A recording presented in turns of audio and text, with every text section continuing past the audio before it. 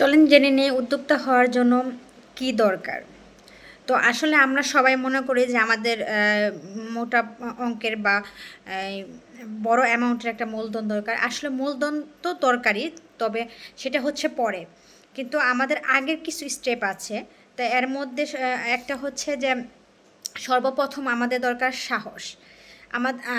উদ্যোক্তা হতে হলে আপনাকে আপনার মনে সাহস থাকতে হবে। কারণ উদ্যোক্তা আপনি যে উদ্যোক্তা হবেন এটা কিন্তু একদিন দুই দিনের কাজ নয়। একটা কোম্পানি দাঁড় করানো হচ্ছে, আপনি হয়তো বা থাকবেন না, কিন্তু আপনার কোম্পানিটা কিন্তু টিকে টিকে থাকবে। হ্যাঁ, যুগ যুগ ধরে থাকবে।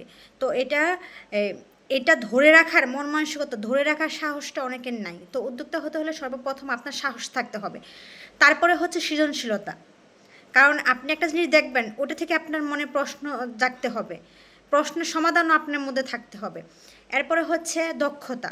আপনি যেই যেই বিষয়টা নিয়ে বা যে জিনিসটা নিয়ে আপনি কাজ করবেন, তার সেটার দক্ষতা আপনার থাকতে হবে। এরপর হচ্ছে লেগে থাকা। এই কয়টা জিনিস যদি আপনার মধ্যে থাকে তাহলে আপনি উদ্যোক্তা হতেই পারবেন।